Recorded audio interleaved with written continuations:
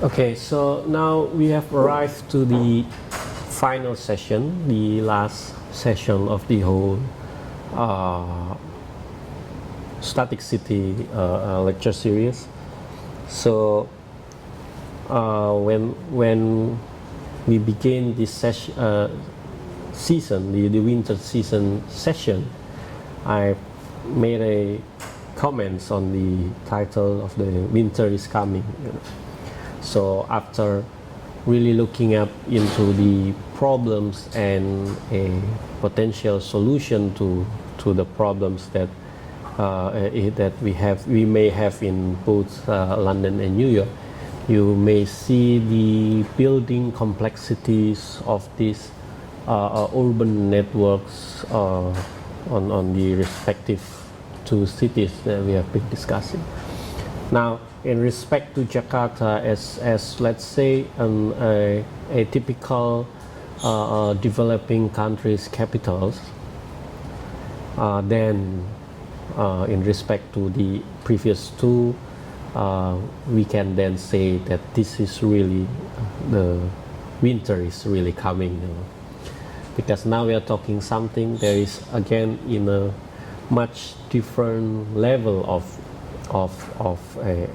focus, much different level of problems, and also much different level of complexities. Especially the fact that, like many other similar cities, like for instance, the closest one to have the similar properties to Jakarta would be, say, Metro Manila. So they both have the burden as the countries, both capital cities, but also the business center and also cultural centers. So they have all of that burden to be taken by a single city.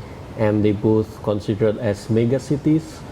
And one of the most important the most important measurement for us to calculate the level of a mega cities is actually the economy itself, because both when Jakarta as a Indonesian capital city and Metro Manila as Philippines capital cities, they both portray the power of Next 11 and even G20, so some of the highest GDP in the world when we're talking up to the top 20 to top 30 countries respectively. So with the really high level of GDP and expected Next 11 to 2050s forecast economic growth, this high amount of economy is also condensed in the two cities, both Jakarta and Manila. But then of course we have other typical little further similar examples like Karachi in Pakistan, and then Dhaka in Bangladesh, and then so on and so forth. But the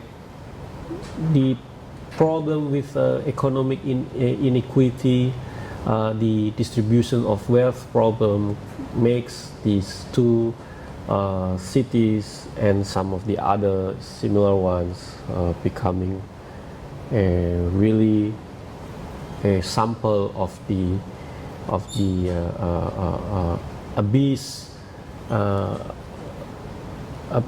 range of wealth distribution between the have and the have-nots. Hence, also with this kind of properties, then the megacities that we are going to talk in this very last part of the fourth session is compelling and showing much different types of not only understanding but also very much different types of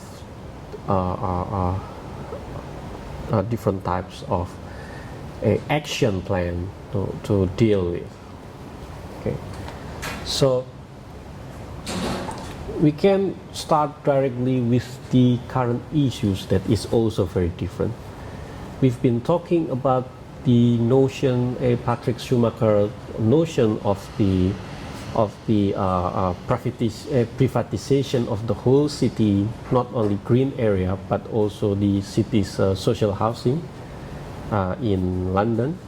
And then we also talk about the bridges in the skies in relevance to the issues for New York. So we're talking about the public domains, and then we've been talking about also the infrastructures. But now we are going to a current issue that is at a really different stage, really different level, just to show you the different kind of issues that is emerged between these different cities.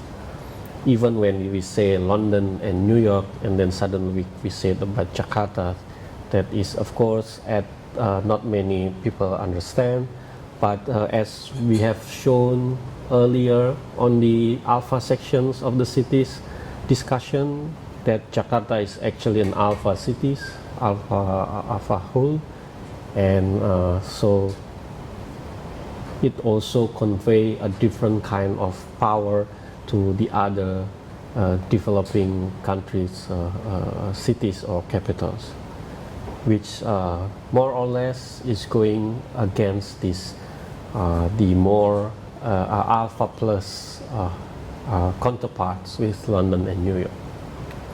So we begin with the Great Garuda Reclamation project. So it's a reclamation project on the northern bay of Jakarta Bay. It's ongoing because the contracts had been signed and construction had already been started. It's a 40 US billion worth of investment altogether, and that of course at this scale of business, of investment, it throws up so much politics into this, so much media coverage, both positive and negative, both going with and against with the plans. But I'm trying not to get trapped into these duality, bipolar kind of discussions. And this is some of the texts that I will present here are just simply taken off the major media. So forget about Venice. The fastest sinking city in the world is actually Indonesian capital Jakarta, parts of which are dropping at 25 centimeter a year rate. Can an outlandish plan for a giant seawall and luxury waterworld city in the shape of mythical bird save Jakarta from drowning? So this is just a head opening. So yes, so there was actually a technical reason to why Jakarta needs to build this giant seawall, because its waterfront is actually has a resiliency problem to the high tides that is going on and on. Now we've been talking about this just in the previous session about the big U projects in Lower Manhattan, with all of this wall that is prepared for this circumferencing kind of a resiliency wall kind of projects in New York. Now this is the same problem we're having, but only the difference is this time the location is in the northern part of the city. And the other thing is that when we have the Lower Manhattan scenarios, on Manhattan scenarios of having all these walls attached directly to the bound, actually, because Manhattan is actually a reclaimed land. So now Jakarta is trying to create this giant seawall that is based on reclamation. So it's not going at the same, it's not attaching to the mainland of Java Island. So it's a reclaimed giant seawall, which to fund this such mega project, it might as well be developed into a water world city, as it says, a kind of a reclaimed luxury island.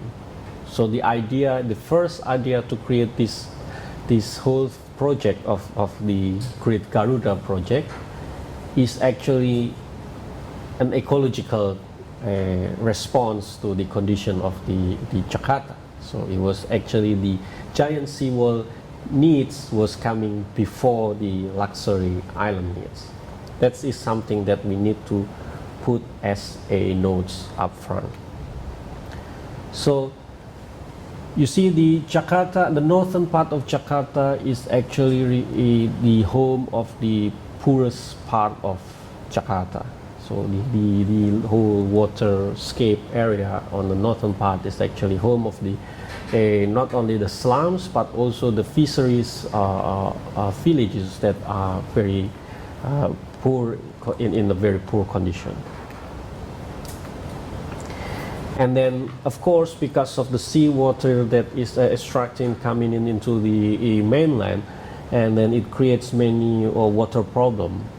The seawater expansion towards the mainland also creates a water condensification that makes a lot of this flooding comings, but not only going in the northern part of Jakarta, but also all the way to the whole greater part of Jakarta, because the canals is there already, but the water from the canal is just simply couldn't go to the seaside because of the water bridging into the island from the northern part. So that also create floods in the major part of Jakarta.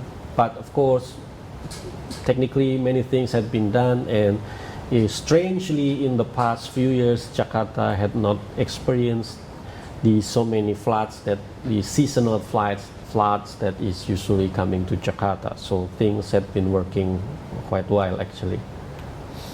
So this is the canals that I've been talking about. The canals, the flooding canals is going all the way to the sea, but because of the sea water resistance, sometimes the water cannot really just go out to the sea.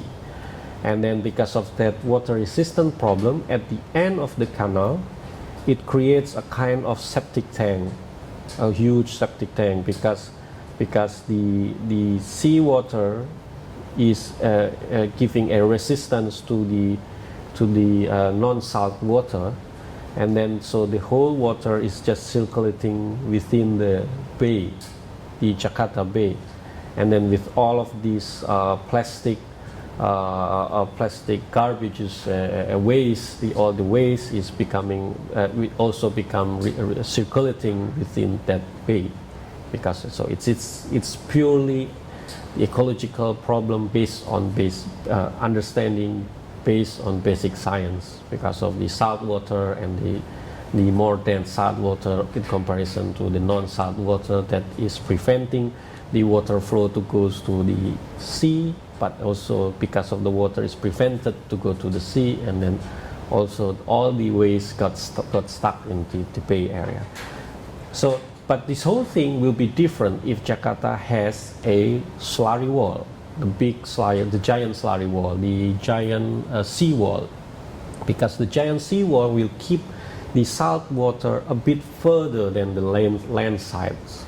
So, and then it creates a kind of lagoon that will neutralize the salt water and non-salt water meeting points in a kind of lagoon, tide-free position. So, and then the reclamation projects have been started in the past few years. Some of the man-made islands is actually already done, the island thing. And that's the beauty of this project is actually, of course, now I have to say it up front and state it up front that the project, see, you can see some of the part of the reclamation is already done. That is the let me rewind it a little bit. So this is Jakarta. This is, we are looking from north to the south. This is the reclamation. So it was this canal that is bringing all the water out and sometimes got stuck in here because of the tide that going in. Now if we have all of this reclaimed island, there will be no tide going into this. So it's ecological things. Okay. Now of course we have, now I'm returning to where I was at. Now of course we have to say it up front that all of these projects is of course just another development projects, like luxurious development projects, a bourgeoisie at its peak.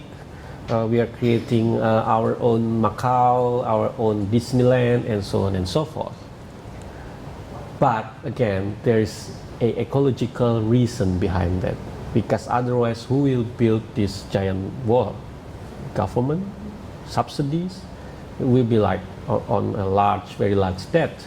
So instead, the whole thing is transformed into a banking mechanism, a foreign investment mechanism that of course everything makes sense if we create this kind of luxurious island. So those were the things that never really talk about in the media in the sense, you know, in the balanced sense. It's always one or the other, not in a balanced fashion. But of course, due to the political tense with all these elections, then we only have half part of the stories. That the stories is that all these islands were designed to be built for the rich only. End of the sentence. So of course, we scientists have to be very, very careful about this kind of thing. Now, the other thing is that the successful negotiation done by the previous government, the today's Jakarta's government, to make a policy within it's a signed policy within the contracts of these businesses to reclaim 15% of the whole islands that's to be created as a green belt area. So that's one, that goes another ecological point. The other one is another 15% of the whole occupancy by square meters to be exclusively built as social housing. And it is a win-win solution anyway, even for the big business, because their hotels, their apartments, their big malls will need workers anyway, you know, mid-level workers and even low-level workers, cleaners, security, and clerks, and so on and so forth. So it's a win-win solution, but it was already protected by the law that the 15% of the development done by all of this big business is to be gone for social housing purposes. So that's another good example. The rest, the government can take care of. And the other good things is that the government is not investing a penny on this. Everything is done using this banking mechanism. It's a private B2G terms of conditions. The business get free rights of reclaimed land, and then they will use this free reclaimed land to enclose the deficit of making the land possible through reclamation. And then, but the government also gain from that not a single rupiah to build this whole thing. in excess to excessive 15% of the whole land area as green belt, and 15% of the programmatic area, the building area, as social housing. So it's a win-win solution in my opinion. And then, of course, this is the big picture of the whole projects. That the first phase of the projects is just to build these ones first. The picture that was shown was this big one. So it's already done. So, and then it will be supposed to be continued in here. So extending this whole waterscape all the way there, we will have enough lagoon to wash up all the salt all the way that is going down from here and the other way around. From the river water can just go washed up around this giant slurry wall. So we have the giant sea wall at the very up front of Jakarta. Of course, it's very Dubai-istic kind of architecture, but I'm not here to make any comments on the design, but I'm making comments on the utility, the use it embodied within this whole mega cities context. Some of the very disturbing issues, of course, the maritime communities, which by definition is the relocation of the fisheries village. Of course, at the very early stage, there is no land is dedicated for the fisheries village. So the fishermen had to stay still, had to live still on the mainland.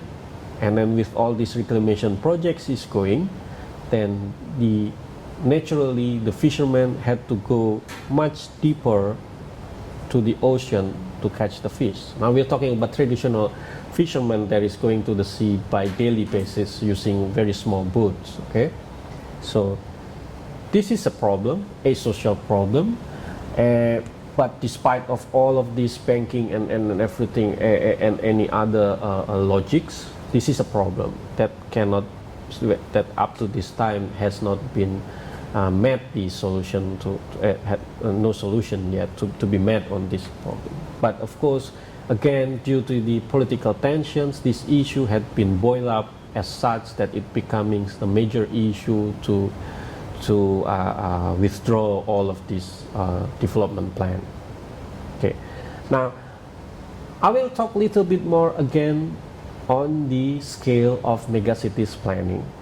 Now we will leave the Great Garuda project as a introductory issues and goes a little bit deeper to the planning condition.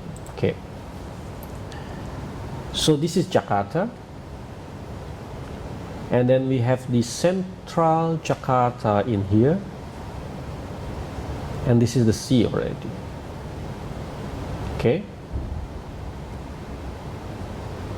so as you can see, the distribution of Jakarta's geography is not actually focused, centered in the middle of Jakarta. Now, we've been talking about, say, London as the first example. We have the Ring 1 London, and then we have the Ring 2, and then we have the Ring 3, and so on and so forth. But the Ring 1 London is always centered in the middle, right? Okay. Second, we also have seen the problem that is happening in Manhattan. We have the Manhattan as the center of the whole New York, if we may say, and then we have the lower Manhattan, which is at the furthest south part of Manhattan as its central business district. And it has caused a problem. Why? Because the central business district is not placed in the center of Manhattan. It is placed in the southern part of Manhattan.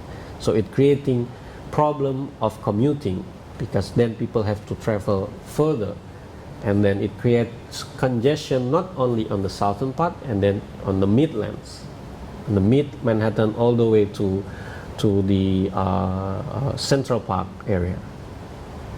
But and then past the Central Park area on the upper Manhattan, there's not really much congestion.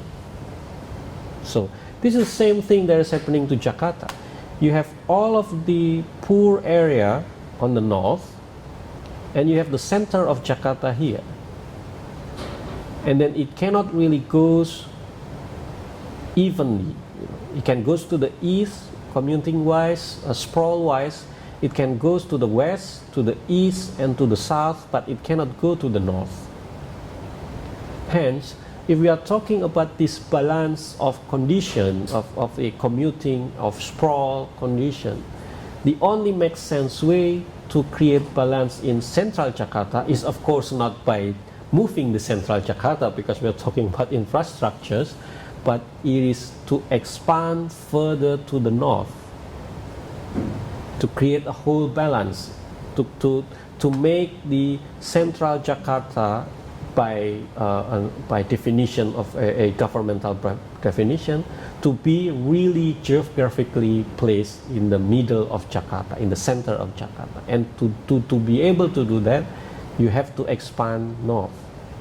And because it's water, then you have to create all of these reclamation projects.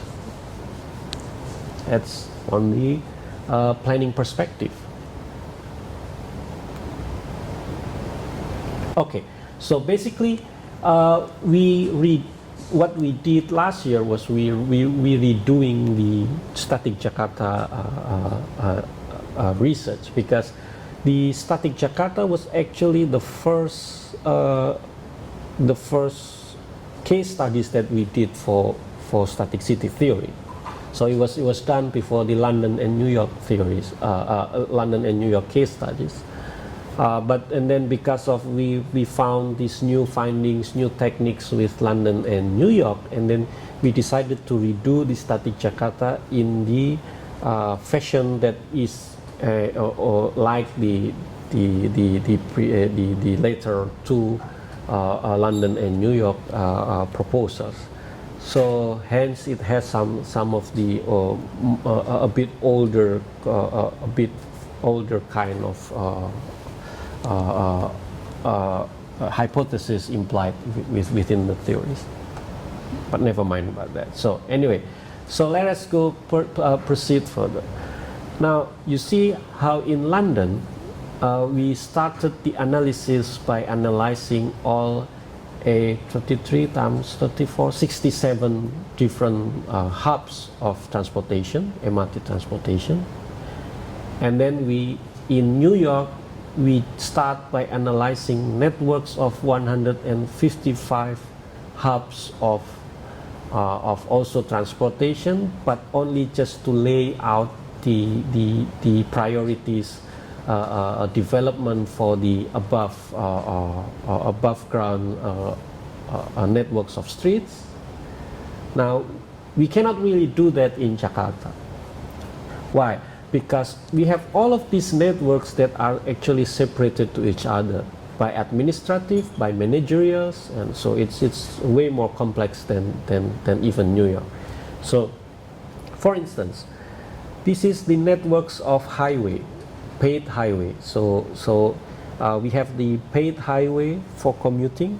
Now we are talking about the American style, a New York style, Broadacre, Frank Lloyd Wright, Broadacre, and Ebenezer Howard, Garden City style kind of commuting lines. We have this stretch of highway going all the way to the stretch of the commuting lines, commuter sectors to the edge of its Jakarta agglomeration. Just to let you remember, Jakarta agglomeration, it was discussed in the agglomeration discussion. It is by number is the second largest in the world. So it's another nightmare we are dealing with. So if you conclude this, you will get this diagram. We have the Jakarta. So these are the outer ring, we call it the elevated overground outer highway. piercing through Jakarta. And then inside that, we have the elevated inner highway. Now, if you can see, I'm trying to use a simple diagram like what we use in London with the circle and 12 different dots to make the discussion as much simpler. So we have this diagram representing this, and then the next diagram representing the next one. Okay? So we have for A, B, C, D, E, F as inner highway, elevated highway. Okay, that's one point. The next point, we have the KRL. It's a commuting rail line. It's for low-income workers to commute to the city because it's very cheap to get into. So now we have the MRT networks kind of condition.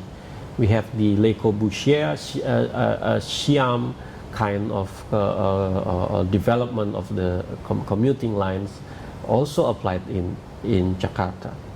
Of course, then we are in New York's case, we also talk about a commuter line based on subways, and then you can see that the interconnection between these lines is not actually covering that much part of Jakarta. So, if you remember, when we try to analyze the guardian nodes of New York's MRT networks, it took us into these different kinds of tables to be able to analyze. But this one is very much simple and straightforward. But anyway, we took this and put it into our diagram, and we have this KRL lines. This the bold one. This one. Okay. So, point number 3. And then we have the bus rapid transit, because now New York doesn't have bus rapid transit. It has a taxi, of course, but Jakarta also have taxi, but it doesn't really use bus rapid transit. Now, of course, the bus rapid transit, in my opinion, was the best choice by so far for Jakarta's reality. It is cheap. It can contain a lot of people, almost as much as light rapid transit, not as much as MRT, but almost as much as light rapid transit. We do not really have any energy issue because it is fueled by gas, and it doesn't fueled by electricity, where we are now building the MRT and it's powered by electricity, so that will cause another issue. And we have transferred the age of using European Daimler bus, using now China Zhongtong bus, which costs again a lot of media coverage, but at the end of the day, hey, it works anyway, at much cheaper price.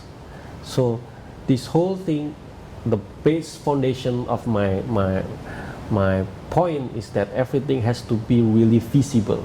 Why? Because despite of the high GDP that Indonesia has, again, in the comparison to that we made in the Bumblebee lecture series, Indonesia is having very small level of GDP per capita. So let's not forget about that. So hence, the development of this whole transport system that we are discussing has to reflect that. It doesn't mean that we don't want to have all this modernism and everything, but it's just we simply cannot afford that yet. So anyway, the bus rapid transit, in my opinions, despite of course it's not very convenient, but it's still aircon inside. But anyway, it works quite well, actually. And yes, it took a military base governor able to start this whole BRT projects. I guess it's like this authoritarian power. We really need this kind of authoritarian power to start something with a visionary means. So, and we have been doing this bus rapid transit development for more than a decade, and it shows really well development to the transportation of Jakarta. Okay, so now we have all of these networks for the bus rapid transit, and the T1 to T11 is for the main bus rapid transit hub. So that's the interconnected line of the interconnected of the different lines of the BRT. Okay, now it's a bit strange, but you can see all of these interconnected lines is actually centered in Jakarta, despite of the fact that the Jakarta center is actually going a bit further to the north. But then of course it has something to do with the previous line of the KRL. So if you can see, the train line that is going in Jakarta is not centered in the middle, it is pushed a bit upward to the north. So they are kind of complementing each other. But they are of course managed by different public-private companies. So next one is the Mrt Jakarta. This is the new development of creating an MRT. So we've just been discussing that about the New York's MRT. That New York MRT was developed in 1890s, and then just centuries after that, Jakarta is just trying to reboot history and create its own, the first Indonesian MRT. So, well, nevertheless, I'm not really going or against any of this development, but for me the logic is like this: to how much money we have to pour in to develop all of these underground subways and elevated highways, MRT. How much money do we need to use that? And if we can afford it at all, the question is very simple: at what base price will this MRT is sold on? Now you can see the MRT that is going in the developed countries, New York, London, and even here in Hong Kong. You can see that in respect to its population's GDP per capita, in respect to the ratio of their overall, say, wage and minimum payment of their income, it is still cost expensive, right? It is considerably expensive for you to take the MRT in the daily basis. That's for a high GDP per capita condition of the city or the country. Now, moreover, what happens if we do that in a low GDP per capita situation of population? At the end of the day, of course, only selected few that are able to utilize this transportation, because it will cost what, 20,000, 30,000 per ride, something like that. In comparison, if you say the KRL, the commuting rail line, it only costs around more or less 4,000 rupiah to go all the way from the center to all the way to the peripheries. Just to make sure, I want to calculate this on my cell phone.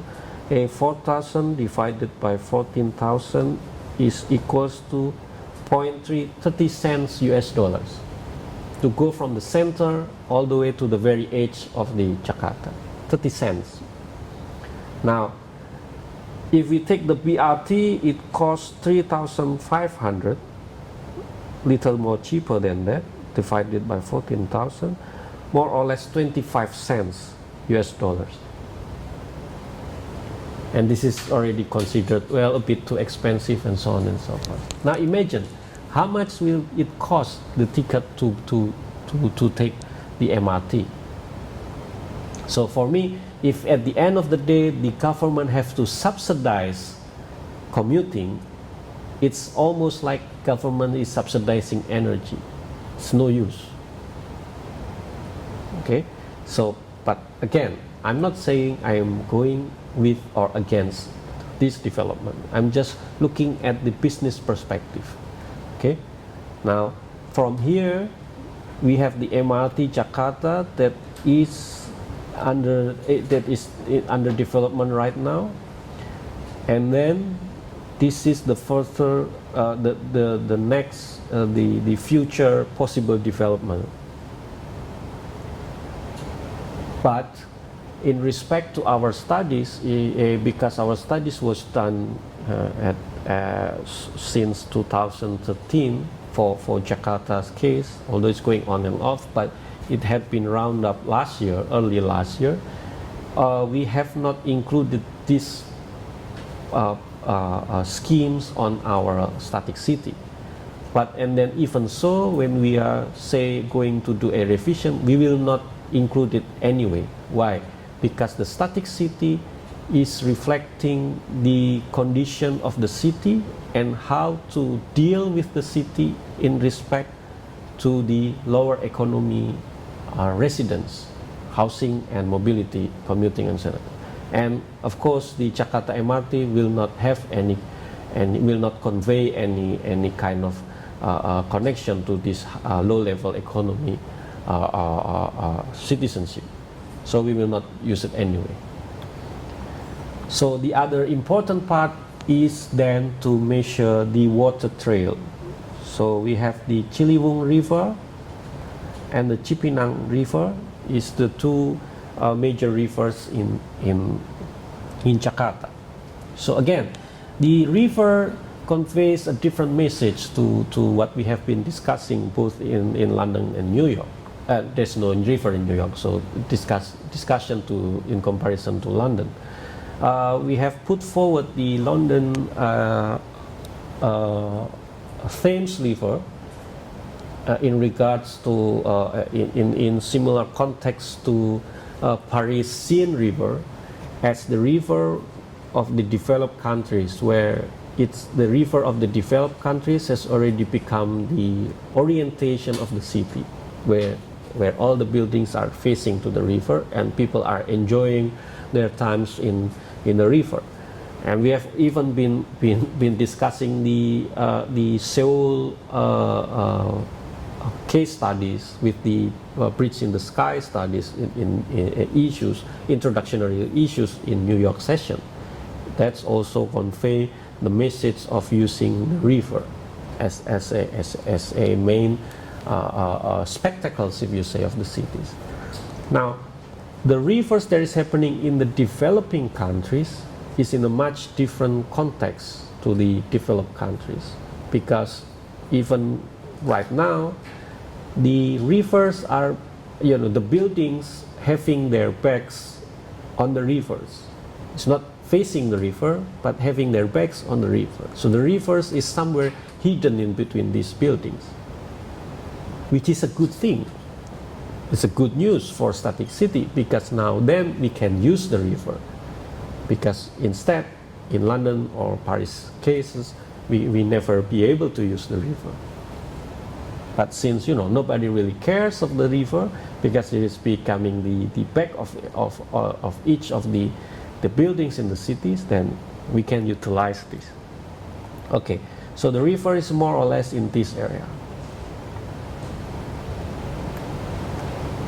Now, we need to add up all of these one. Okay. Now, if you notice, there are three different colors to each of the diagram.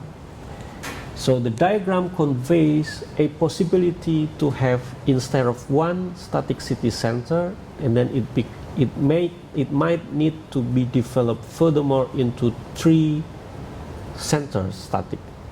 three static city centers. So we have the central, the mid or inner, mid, and outer, something like that. in respect to each of the different diagram. So we have the highway diagram that will be conveying this inner, middle, and outer rings in this manner. And then we have the commuting line that is doing the same works in a different diagram. And then even the water trail, there is also doing a different one.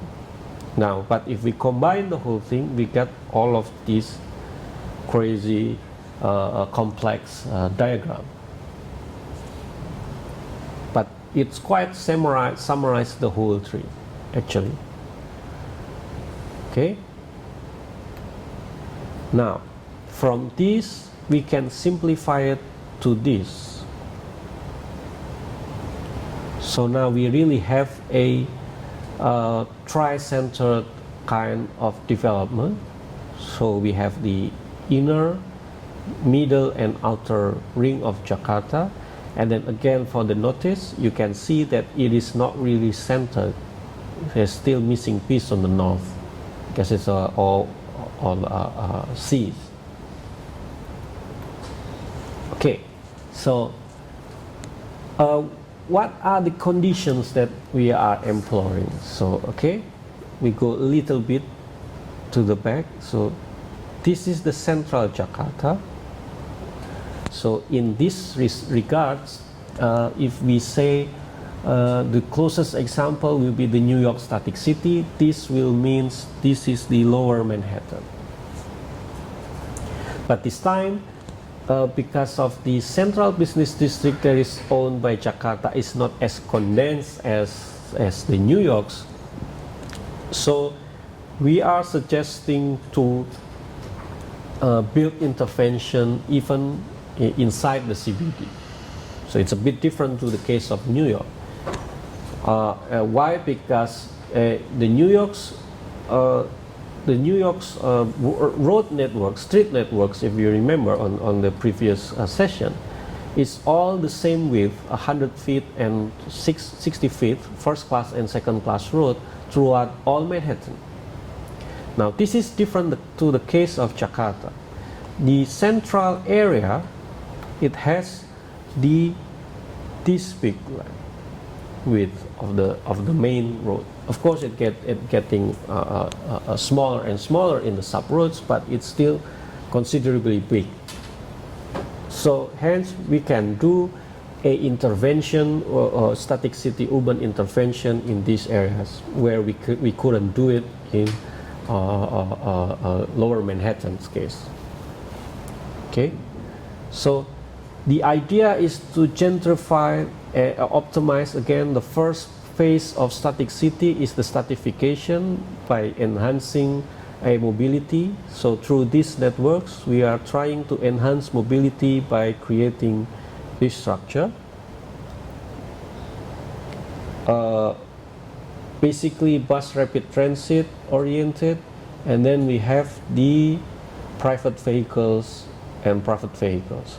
Now if you calculate the lanes 1, 2, 3, 4, 5, 6, 7, 8, it actually the same 1, 2, 3, 4, 5, 6, 7, 8, but we are imploring more lanes for the buses twice, and then this one is sub lanes, so the lanes that is used on ground level. You have to have this kind of lanes because when you want to shift from the top part to the bottom part. But anyhow, this is just examples of the networks enhancement from the stratification phase of the project. Of course, this is materials that we have been forwarded in few previous occasions, because this is one of the first. This is the first case study done on static city. Okay, so that's what we want to do on the central core of Jakarta's networks. And the second phase of static city is the habitation, the densification of the city by means of habitation. In a more general definition is again it is to provide adequate numbers of social housing. Now, in respect to this diagram, first when we try to look for the forbidden geographies, the only forbidden geographies available in a large scale is of course only this one, which is the a river bank. If we convey it to the map, it becomes this. And then by taking a more detailed studies, of course we do this on the big data studies with all of the different maps. This presentation is just a generalization of the whole thing. But and then anyhow, we created these different sections to pinpoint the different location of the rivers. You can see from the T9 to C5, C5 to T9. So these are the different hubs from commuting and the bus rapid transit, because and then the housing will have, first the housing has to be in the middle of the city, and we've done that to all the other previous two cases. We have the habitat for London in the Ring 2 overground rails, and then we have the Manhattan habitat on the edge of both River Drive and Franklin Roosevelt Drive. So the same thing goes here. It has to be in the middle of the city center. It is already in the middle of the city center, and then it also has to be connected directly to the means of transportation. So there has to be a certain hubs to connect the whole thing. So we have the sections of T9 to C5, C5 to T6, T6 to T5, T3 to H1.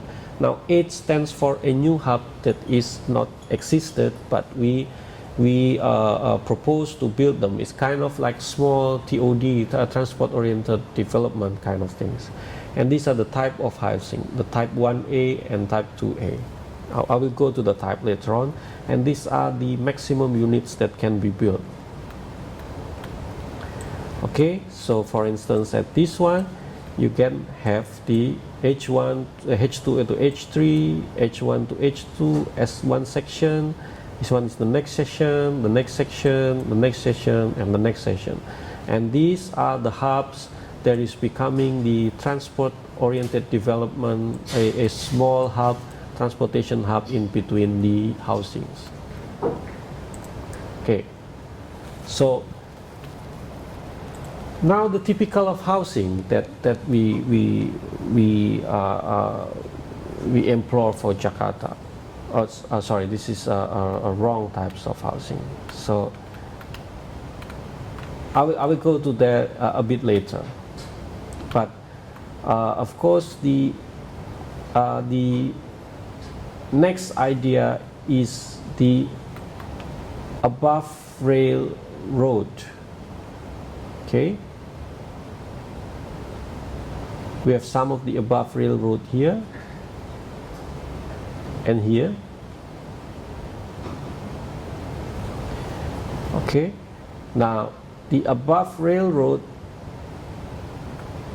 is to be built over the railroad, just like the London examples.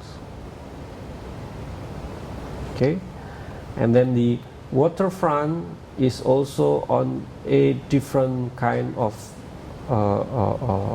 three different kind of typology. Okay, first this is the, if you remember, Patrick Schumacher's starting units, and then we also have the starting units for both London and New York. So we have the starting units. We have the entrepreneurial unit or downstairs, where you can have a shop house or whatever, a small scale business and this kind of thing. And then going to the second floor is the common area and 1 bedroom. Okay, that's the first unit, and then this is the second unit. So you have larger business area. Business area is always placed on the ground. This is more like a Chinese style shop house kind of thing. And then we have the second floor, and then we have the 1 room unit and the common area. And then the third one is the same size, but this one is with courtyard and a large bed area. So it's a two room, but it can be extended into 3 if we can convey. It's easy to convey to 3. But this is basically when we're talking about a full scenario of full family with kids, 2, 3, or 4 kids, with 1 bedroom for 2 kids, something like that, 1 to 2 kids. So anyway, so the scenario for this is to go on the river banks. So of course the river banks has a certain landslide issue, and then that's where we have to tackle engineeringly, but also apart from the land issue, the gradation of the issue is making all of these stepping kind of stones, a stepping kind of structure to be able to be built on this geography. And then for the now this is the units that is used for the railroad. So you can see here is more resembling to the proposal for London and New York. So this is a ballet. This is entrance. The ballet is resembling one of the key feature of Indonesian both traditional and even the urban, more urban village kind of architecture or housing architecture in Indonesia. The idea is that in Indonesia you do not really have any kind of living space. The living space is in Bali, where people are actually just inviting people, you know, stranger can just go and sit here and talks with you. So it's an important part of the culture, Indonesian culture. And then you have the toilet here, and then with the courtyard. And then this is the starter unit. So this is half without ballet, because the starter unit is for the much younger generation, is a working generation. So you can see that this is a starter unit with shared courtyard, and this is the full family feature with a courtyard, 2 bedroom. This one is one bedroom studio, and to be implemented above the rail ground. So now we have the scenario of having this network enhancement in the city center, and then we also have the 2 different habitation enhancement in the form of above rail densification and also by the river densification. Okay, so the by the river densification is to be explored in 2 different scenarios. So we have the central part here by the river, and then we have the on the rail line, and then again we have another by the river. Hence it creates like different mixtures of society. Like for instance, the middle part will be preserved for those that are really needed to be inside the city center. So we are talking at the very bottom of the pyramid of the income pyramid of the citizen.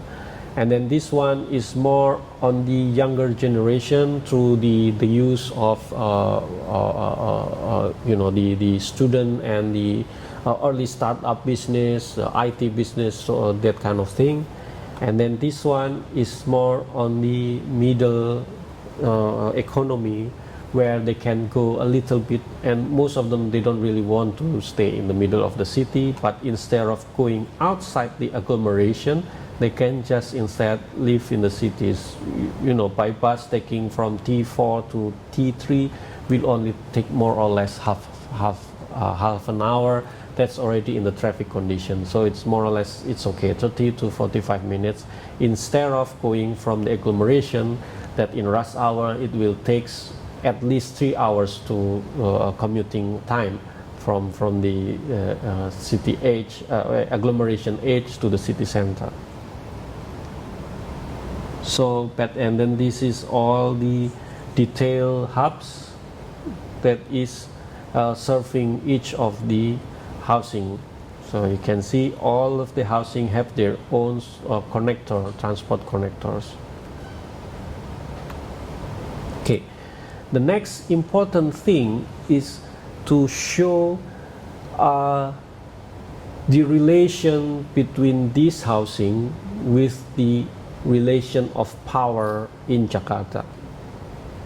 This is when we talk about social democracy. We are talking about a equal distribution of wealth of the countries by means of state of the nation, state's order. So just to give you an idea, okay. So of course this is the now. I will review this on the conclusion of the thing a little bit later, so I will just go quite fast on this. So this is the middle low income group, the black one, and then this is the low income group, the highlight one, and we just disregard the other two. So the middle low income group are those who are able to go in and out of the city using public transport, and low income group is those that cannot cannot live inside the city before and also cannot go in and out of the city. Okay, now by applying the static city proposals, we already make enough social house for both of these two different levels. Now let us see where exactly those are placed. Okay. Okay. So right now, this is, we call it the Medan Merdeka Square. Okay. Medan Merdeka Square is a place where we have the presidential palace in the northern part of this Merdeka Square, the Independence Square, and then we have most of the minister office, and then we also have one embassy on the edge, which is the Embassy of United States of America. Now, so this is the main power that we have in Jakarta. It's the presidential location. Also on the south is the governor office of Jakarta. So this is the ring number 1 in Jakarta. And then going a little further south, we have, we call the HI circle. HI stands for Hotel Indonesia. It's the Bundaran HI, we call it, the HI circle. This is where all the most prestigious apartments and hotels are in Jakarta. Kempinski residence and Grand Hyatt residence, Kraton residence, also with the Mandarin Oriental residence. These are the location also embodied the 3 most aggressive investment banks in Indonesia, the headquarters of Indonesian headquarters. We have the local BCA, Bank Central Asia, and then the 2 Chinese-based, 2 Singapore-based bank, the ICBC and the UOB, also in this area. So this is actually the residence of most of the high-bid businessmen in Indonesia, are other than outer in the outer city. They will live in this center. So we have the center of the government, and this is the center of the businessman, and then we have this one is the Golden Triangle. Golden Triangle is the #1 central business district in Indonesia. And this we have the second one. It's not a central business district, but it's a very prestigious district called the Senayan Triangle. So we have the Golden Triangle, and sometimes we call this the Silver Triangle. So we have the Presidential Palace, we have the Businessman Heights for apartments, and then we have the Central Business District, the Golden Triangle. And the way we are redistributing the social house is actually connected to each other, to them. See? The first phase and the second phase. Second phase is at the tip of the Golden Triangle. So, in a way, in a economical sense, it is important to make this social housing close to these areas, because these are where the main business are, you know. Even this one, because this is above railroad, so whichever you live, you just go down and take the road to here. Okay. The black one is the existing location of the land house rent house, and most of them in the terms of room, we call it kos, kamar kos, rent room, that is for the young people, mostly the middle low income group.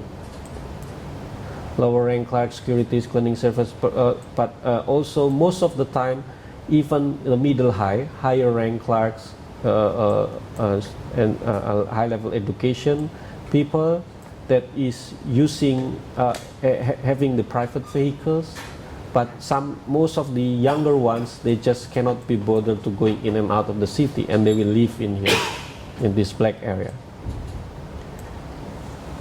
Okay, now but in the political sense, we are creating these networks of housing, the social housing. There is actually giving the possibility for the lower economy, lower income citizen to actually reclaim their position in the city or in the countries, because and then only then they are able to really live in the middle of the city, in side by side with all of these important location of the Jakarta's important location.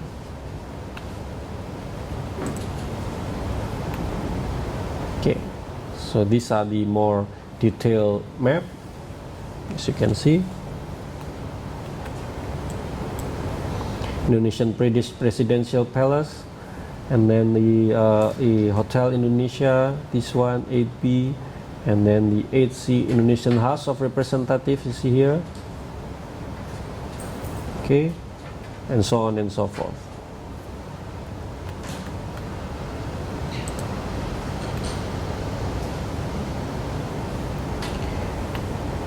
Okay, so again, this is the same with the case of both New York and London and New York, that the first stage stratification and second stage densification is going along side by side to create a condition where there will be enough people living inside the city as such that it will create less and less frequency or volume of commuting activities, until it reach at certain point a tipping point where they are really the city is becoming post-bubble, like it was explained before.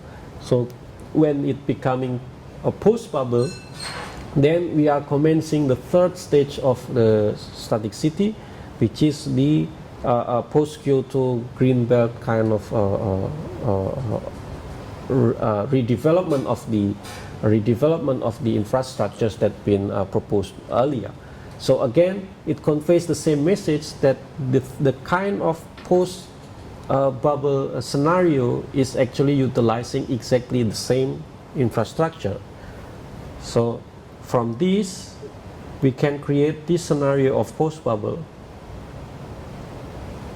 the +1, and we can do that in several different options. So because this is one of the earlier works, and we have done, we have already have plenty drawings ready for that. Okay, so for example, from this stage of certification, and then we can create a post-bubble condition with this. So what really changed? I will show. Okay, when you already have enough frequency of the cars, right, you don't need the frequency up above.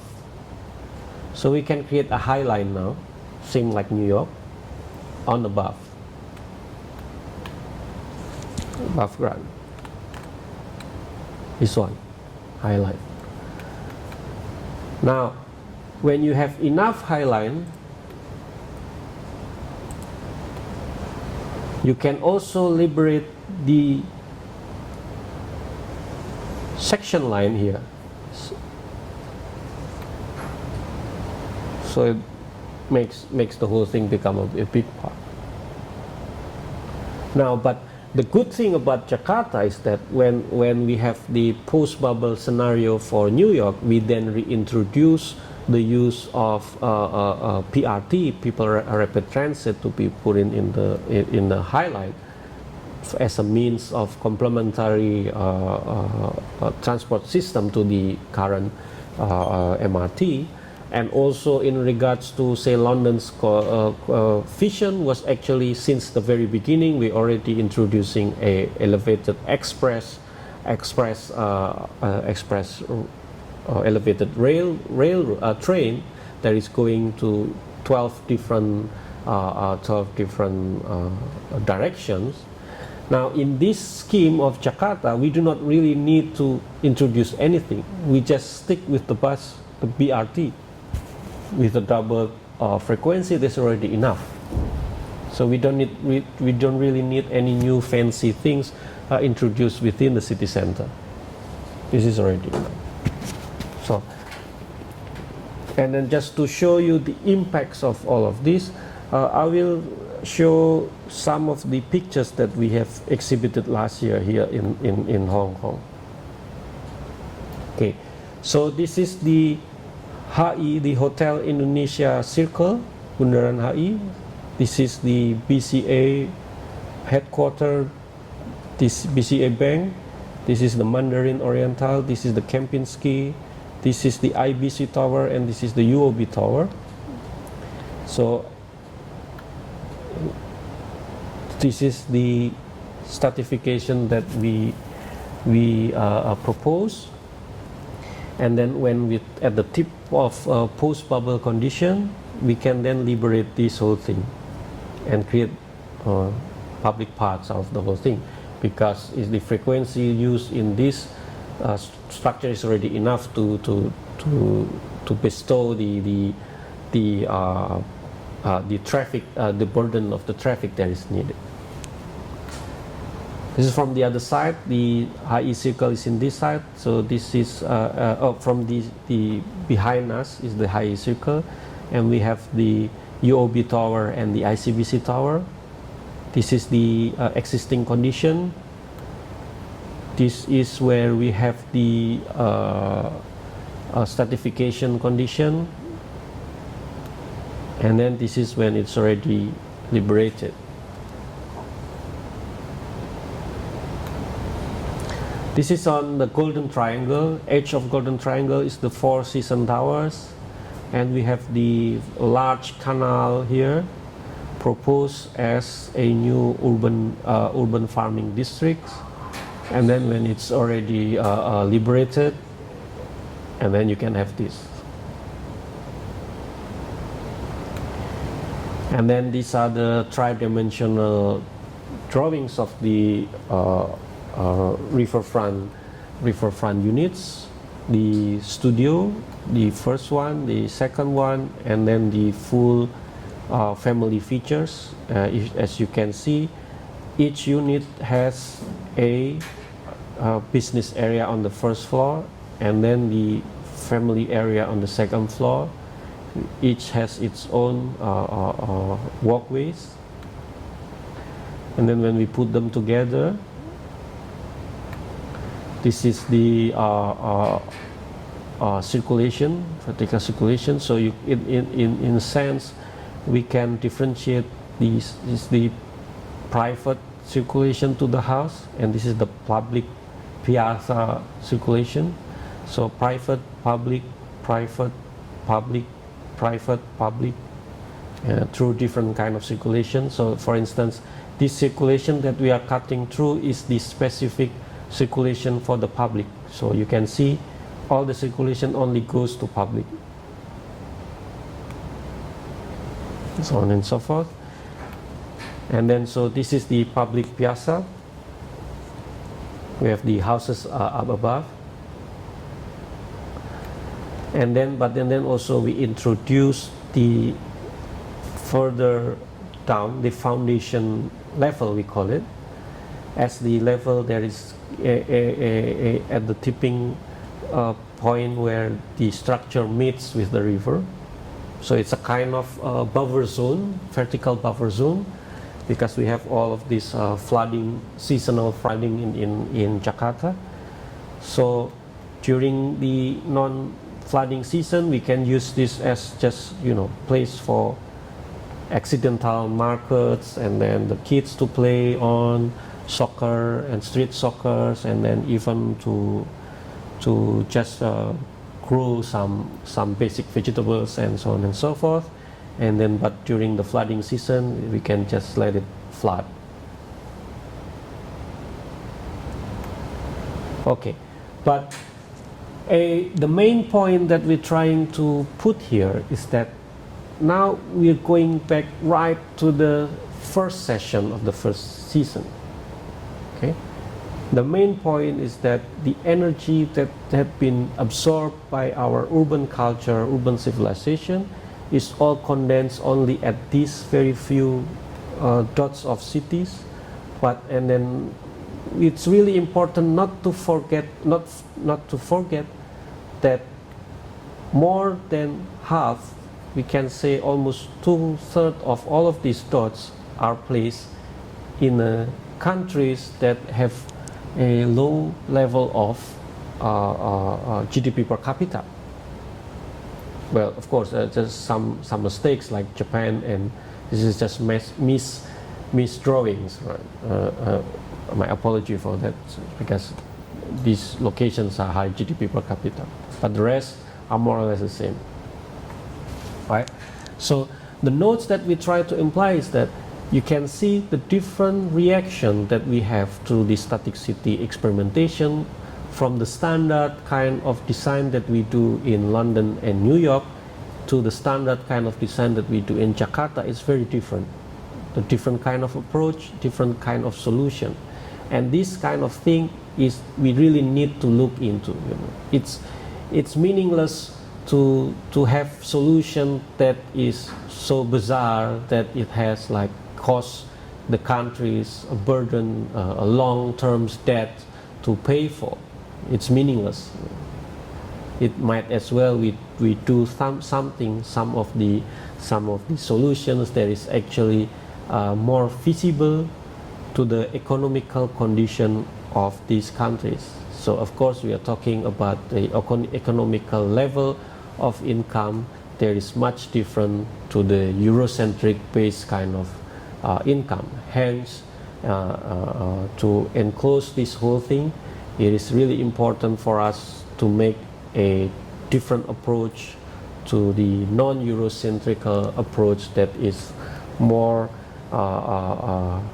portraying the condition, the real condition on the field of these cities on the south, of the cities of the developing nations. Okay, thank you very much.